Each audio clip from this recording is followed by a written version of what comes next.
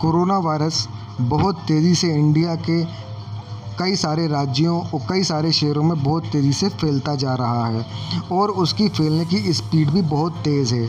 इस ग्राफिक्स में मैं आपको बताने जा रहा हूँ क्योंकि पहला केस हिंदुस्तान में 30 जनवरी को मिला था और 14 अप्रैल तक मतलब 75 दिन में जो केसेस टोटल हुए थे वो 10,000 केसेस हुए थे। उसके बाद देखिए कितनी तेज़ी से फैला।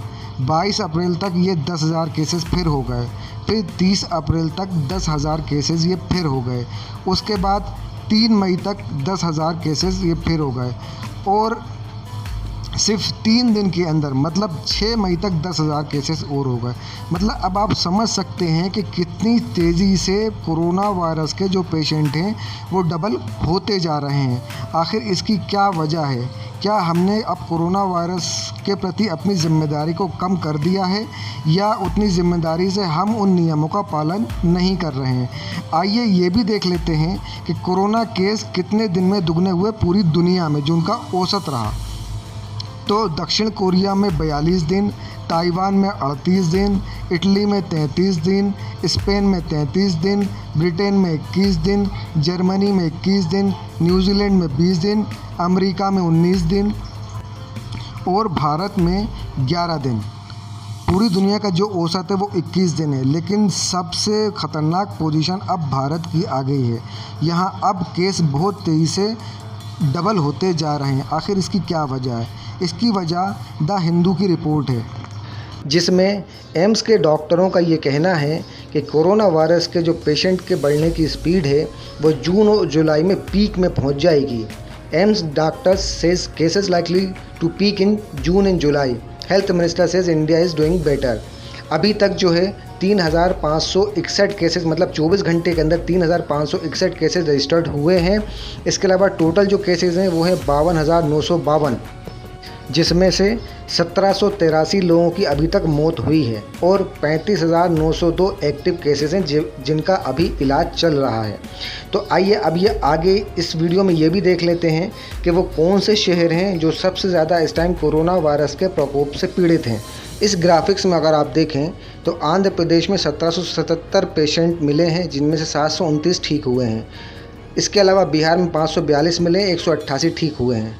भारत की राजधानी दिल्ली में 5,532 केसेस मिले हैं, जिनमें से 1,542 लोग ठीक हुए हैं। इसके बाद अगर हम आगे देखें तो गुजरात में स्थिति बहुत ही ख़तरनाक अब हो गई है। 6,625 केसेस अभी तक मिल गए हैं, जिसमें से 1,500 लोग ठीक हुए हैं।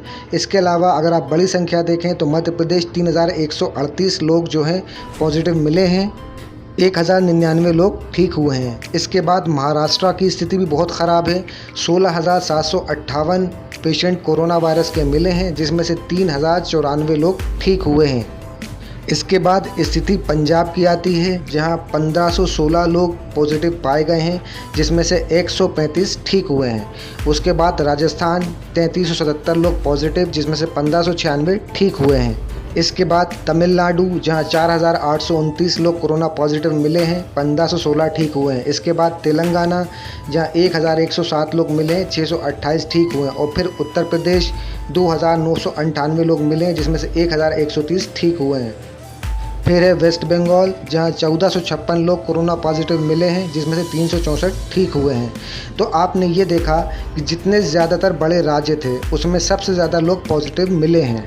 इसकी एक वजह ये भी है कि इन्हीं राज्यों में जो है इंटरनेशनल एयरपोर्ट्स भी हैं।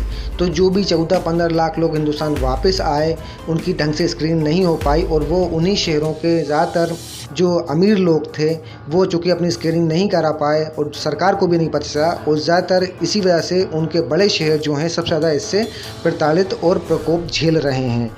तो अभी भी हम लोगों को लापरवाही नहीं करना है, बिल्कुल भी गैर जिम्मेदारी का काम नहीं करना है, वरना मरने वालों की लिस्ट में किसी का भी नाम आ सकता है या बीमार होने वाले की लिस्ट में आपका या मेरा भी नाम आ सकता है। तो नियम का फॉलो करना है आपको। ज़्यादातर वक्त घर में ही रहना है, बिला ज़रूरत घर से नहीं निकलना है, सोशल डिस्टेंस को बरकरार रखना है। जब भी बाहर से आएँ तो अपने हाथों को साबुन से धोना है। जब भी बाहर निकलें तो अपने नाक को फेस कवर से कवर करें। इसके अलावा अगर कोई बीमारी के लक्षण दिखें तो तुरंत डॉक्टर्स के पास जाएं और अपना इलाज कराएं। अगर वीडियो अच्छा लगे तो ज़्यादा से ज़्यादा शेयर करें। जय हिंद।